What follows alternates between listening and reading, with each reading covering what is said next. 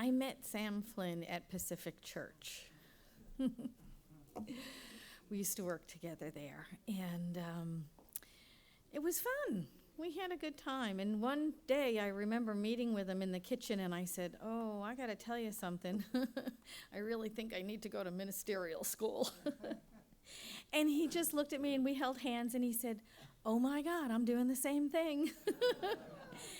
And we went to colloquium together, and we shared part of the path to ministry together. And he was so comforting and compassionate when we were at colloquium together, and we would be listening to what it was all about, what that path to ministry included and needed, and the things that you were called to do. And I remember thinking, oh God, there's not enough air in this room, I gotta really bolt. and when I got to those places, then Sam and I would walk around the campus, and he was always the most compassionate heart, and when I felt like, oh my God, I got to run away and change my name and dye my hair and get a new social security number and not do this anymore, he was always there to hold my hand and to talk me down and to be that heart of just compassionate and unconditional love. And he's even more of that today as Reverend Sam Flynn. So please welcome Reverend Sam, my friend.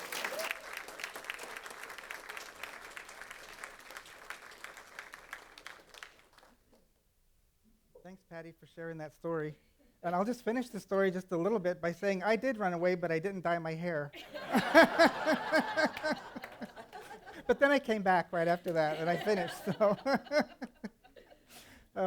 So it's good to see you guys from this direction. You look really good. And I want to start by continuing with another story that brought up this talk. And it's interesting because about a month and a half ago or so, I got an email from John that said, "Sam, what's your talk title?"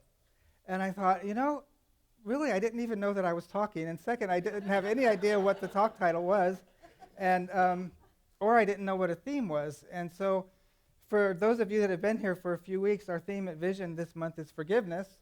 And I really didn't know what that was, but I knew that our themes follow the Science of Mind magazine. So I sat down, and I have my prayer chair there with the magazine next to me, and I looked on the cover, and there's a big sign there that said 30 Days to Peaceful Living. So I thought, oh, peace must be our theme.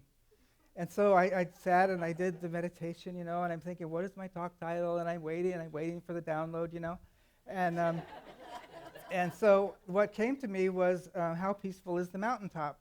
And there's my title, How Peaceful is the Mountaintop? So I emailed John back, and I said, there's my title. And so I'm sitting here, and I usually sit over here, and about maybe 3 weeks later, and I hear Patty say, well, our theme for next month is forgiveness. And I thought, forgiveness, what? That's not my theme. And so so then I had the little, this and this, what do I do?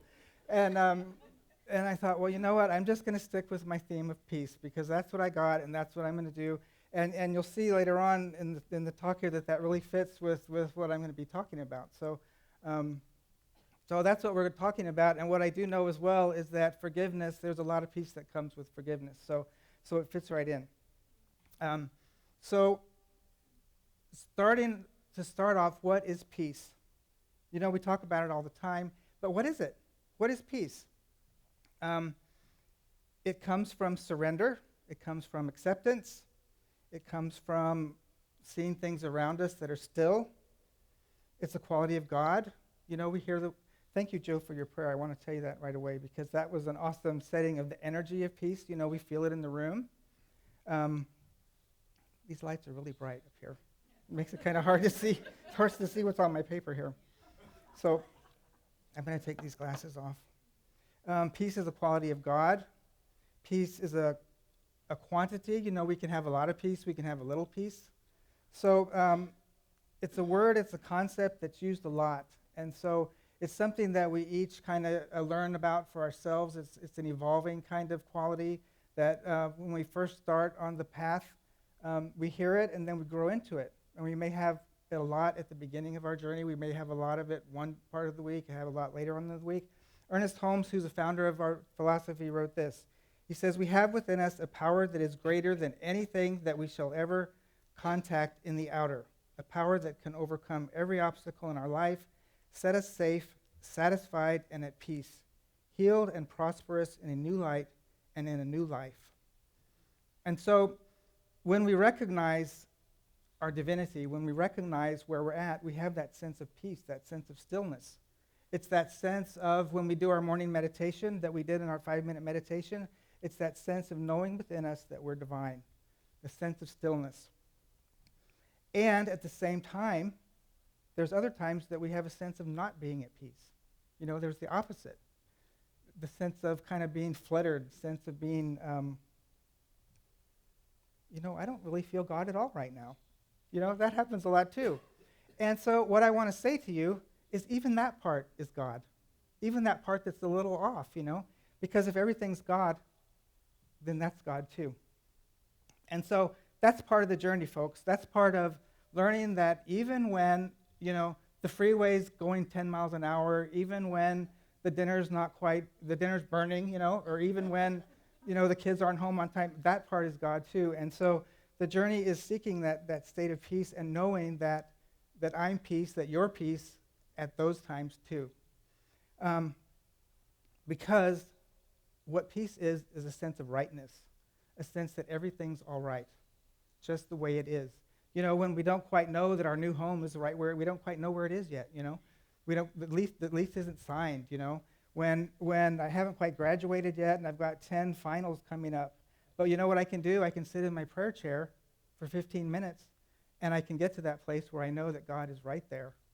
And I know that study book is right over there and I'm going to go there and I'm going to learn it and I'm going to pass the test, Or we're walking around at colloquium and I know that, I'm called to be a minister and I'm going to go do that stuff. And I'm going to be standing right here and giving you guys a talk. That's rightness. That's peace. And I've had that experience myself. I want to tell you another story. I've had this week or maybe a month ago, I was walking, remember when it was really hot about a month ago? And so I got my fan out of the closet, and I was holding my laptop going over to the couch, and so there's this cord across the walkway there that is usually not there, and I'm going to the couch, had my laptop flies across the room. Okay, it lands on the ground, and I turn it on, it won't boot. And so I take it to work where I work in an IT facility, and I take it to the IT guy, and I said, can you help me fix this? And he takes it all apart, and he's got a really dry sense of humor, and he slowly closes it down. He said, Sam, enjoy buying yourself a new laptop tonight. So I got a new laptop, and during the course of all of this, I was doing the prayer and meditation, and I just got a sense of God and how right it was, and this was during the course of all this process, and I'm going to Best Buy to buy the new laptop, and I really didn't want to spend that much money, but during the course of this, I'm going to return a laptop that I got, and I'm up there at the counter, and the girl says, I returned it because it didn't have a CD in it, okay? And during the course of that, she saved me $400. And I was right in the sense of all these tears about God is right, God is right, God is good. And I thought, you know what? Because I was so in the divine at that moment, I saved $400. It wasn't even related to the topic at hand, but what I took it as, it was a sign and symbol of knowing my own divinity. Life starts working. I save $400, I get the right laptop, and I feel at peace. And I share that story only because what I know is that when I stay in that frame of mind, I find that peace, life starts working, things start happening, the synchronicities come up, and I thought, you know what, that is what's happening, and it inspired me. That is what peaceful living is all about. I have another quote from a very famous philosopher named John Lennon, and he writes, if everyone demanded peace instead of another television set, there'd be more peace. So that just kind of inspired me and made me laugh too. So it all begins with that awareness by an even larger number of people that there would be more peace in the world as people move into this kind of philosophy. Mother Teresa writes, if we have no peace, it is because we have forgotten that we belong to each other. And so in our philosophy, we call that race consciousness. So as we follow this philosophy in our room here, in our community, more and more we know with each other that we're one, that things are right. We carry it out into the world. Other people learn. And more we begin to find that the sense of oneness and rightness starts taking place in the world. So this whole idea of traveling to the mountaintop, that's an imagery that takes place, that has taken place over the years in a lot of literature, in the Christian world, in the Celtic world, Buddhism. There's this idea of traveling to the mountaintop to find peace, to evolve, to find enlightenment. The journey to the mountaintop, and there's all kinds of stories about getting there through the valleys, through the peaks, in water and drying. There's all kinds of stories about it, and there's many characters along the way. So I'm not really going to go into that much, except to say that, there's all kinds of ways as we live our lives, all kinds of techniques to use, all kinds of classes to take, teachers to follow, and that sort of thing that leads us to the top of the mountain. And there is, I'm just going to skip over that part, and just because I want to get to the idea of being at the mountaintop. I noticed this week, or when was the Pope here? A couple weeks ago? Oh, I even wrote the date down, 9/23. Because what I want to say to you is this. We have teachers. We have a lot of teachers. We come here to this church, for example. We have ministers. We have teachers. We have teachers that are each other. We have mentors. We have people like the Pope. And I was so excited when he was here because here was a man who I know has been to the mountaintop. He's been there to know that God is within him. And I saw the very first day he was here, and there was a newsman who said, a news person, I don't know who it was, but, and he says, this Pope is teaching us that anyone can be the Pope. And I got so excited by that because it's just like we teach here all the time that everyone is divine. And here was someone from the Catholic Church who has been, over the course of history, very sort of more closed and less open than others. And here was the Pope teaching that love everybody, accept everybody in. And sure, there's all this other, the Catholic, you know what I mean? Yeah, Catholicism. All right. But he was just a very loving man, very open, and kind of changing things. I mean, we've had these leaders doing this over history. I mean, there was Jesus riding through Jerusalem, who was teaching that God is everywhere. We have, Buddha riding through the cities doing the same thing. These people who have been to the mountaintop, who are just showing other people how to do it, and how to get to the mountaintop, And so what I'm wanting to say is for us to follow these leaders, and as we're all at the mountaintop in our own way. Everyone is at the mountaintop finding peace within ourselves, and to just be an example to each other, to ourselves and each other. For me, I follow myself to the mountaintop when I remember that being at Best Buy returning that computer, and I remember myself, oh yeah, I remember how that was. I remember how I felt right then, and so I'm the person inspiring myself. And sometimes that helps to just remember. I remember I was at that place one time, and I remember how that was, and I go share that with someone else, and we start inspiring each other. So Ernest Holmes wrote in Creative Mind, "There is a perfect peace to the soul as we rest in the realization of our unity with all there is, was, or ever will be. With one infinite mind, all the power of spirit is working through our thought as we believe and as we receive." And so the reason I share that with you is that as we believe, we receive that infinite source of God. That is how we share in our own lives. And as we share in our own lives, that is what is shared with the world. So to me, that starts letting it be not as self-centered, because service is one of the most peaceful and most gratifying ways to live. As we know ourselves to be that one life is pretty big, it's pretty infinite. So, how do we go up the mountain? How do we do that? There are many roads. It's what we talk about every week here. We come to a community like this. How do we get up the mountain? How do we do it? Reverend Patty talks every week about what do we do? How do we live? What do we do when this happens? What do we do in our everyday lives? There's a Chinese proverb that says there are many paths to the top of the mountain, but there's always the same view at the top. So I like that one. A way we describe it a lot in Science of Mind, creativity. That's the sense of knowing that the process of creating our lives, that our lives are working. When we start getting that sense that we're creating our lives, that is how the sense of peace comes. When we know that that's what's happening. When we get that sense that we're working with the universe, we're creating it, we're knowing it, we're seeing it outside of ourselves, we're seeing it in other people, that is when we get that sense of comfort.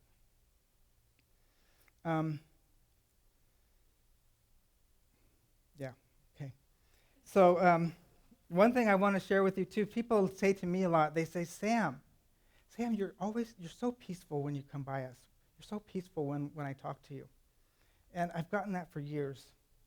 And what I have to say about that, I kind of get that sense too. And as I follow it over the years, what I can tell you about it is a lot of it in the earlier years was kind of habit. Because when I was younger, I learned how to be that way, so I didn't have to share too much about myself. Just kind of, you're not going to know anything about me, so I'm not going to show anything, And what I learned more over my evolving years is that, just what I've been telling you, that peace is my own truth, and now it's more that's really how I feel inside, And so it does go back and forth, but I would say more it's on this side right now that I do know that peace is the truth that I live from. So now I live from a more authentic place. And it's what I believe. So I want to share now about, let's see, how do I want to say this? Another reason that stillness comes is doing what comes through in the moment. And that goes back to what I told you at the very beginning about sharing about peace instead of about forgiveness. Because what comes through in the moment is what brings peace. So, I have a lot of great stuff written down on this piece of paper, but I really don't know what's going to come through my mouth when I start talking to you. Okay? And so that's what brings a sense of peace, is when I live from my heart instead of my head. So, and that's why I talk to you about peace instead of forgiveness, because I live as much as possible, it's not 100%, but as much as possible from what Spirit is telling me to do in every moment. Greg Child wrote, "Somewhere between the bottom of the climb and the summit is the answer to the mystery of why we climb." And so finding what that mystery is that living from the heart part, being authentic, finding out what the mystery is. And it's different for everyone. It's different at every moment. But finding and feeling a piece of that mystery is the excitement, is that peace, is the mountaintop experience. And I love the way that sounds, the mountaintop experience, It's the summit, the grace, I love that word grace too. That's that sense of peace as well. So what do we do when we get to the top? First of all, we remember why we got there, and that's because we feel a sense of spirit there. We enjoy the view. We find out what our belief is. We get an awareness of spirit within ourselves. We have that sense of unity. Isn't that great when you feel a sense of unity? I know I get it a lot when I'm with one person, and there's other times when I feel it within a room. A lot of times I get it with music. I don't know if anyone else has that, but music just opens me up wild. I just get wild sometimes with music. I get so happy. That's one thing that makes me really happy, is just to put on the headphones and listen to music. Helen Keller wrote this, and I love this. She wrote, "The only thing worse than being blind is having sight and no vision." Let me read that again. "The only thing worse than being blind is having sight and no vision." And so what it made me think about is getting to that top of the mountain and seeing all around that it's peaceful, but not having the vision that I'm in that space of the divine. Not having a sense of within me is God, and that's why I'm having that sense of peace. It's not that I'm sitting there in the space that is still.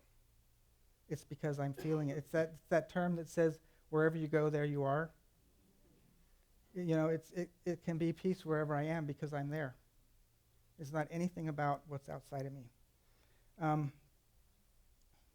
So let's everyone take a breath. And you can just start to feel the peace coming in the room. Do you feel that? It's because we're talking about peace. In case you didn't know that. It really is. Joel Goldsmith, who's also one of my favorite philosophers and who I go to a lot when I need to remind myself about the truth of whatever it is I'm thinking about, he writes, "The kingdom of God is within you. It is neither low here nor low there. It is within you. It is not in holy mountains, nor is it in temples in Jerusalem or in any place else. It is within you." And so if you take that phrase, the kingdom of God, that is the sense of divinity right here. I always point to right here when it's within you, but that's just an easy way to get to it. And so I'd like to read to you one of the most inspiring speeches that I've ever heard in my entire life. It's from a man who's definitely been to the mountaintop before, and he inspires us even today.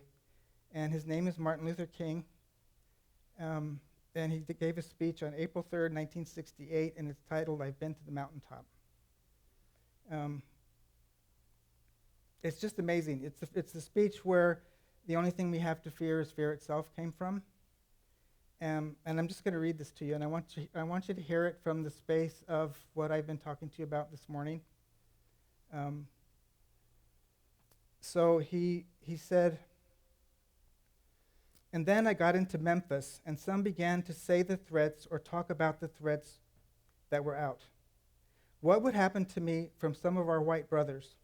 Well, I don't know what will happen now. We've got some difficult days ahead, but it really doesn't matter with me now because I've been to the mountaintop, and I don't mind. Like anybody, I would like to live a long life. Longevity has its place, but I'm not concerned about that now. I just want to do God's will. And he's allowed me to go up to the mountain, and I've looked over, and I've seen the promised land. I may not get there with you, but I want you to know tonight that we, as a people, will get to the promised land. And I'm happy tonight. I'm not worried about anything. I'm not fearing any man. Mine eyes have seen the glory of the coming of the Lord." And so you see, the mountaintop is in our hearts. It knows that Spirit is here to help us, to heal us, to know peace. And we get to go to the promised land whenever we want to go there. We just have to look inside. And so it's the truth of all things that peace is definitely the promised land. And so I want you to find your own mountaintop, and I want you to go there. Just call it forward, call it up, and just be there whenever you can. Thank you.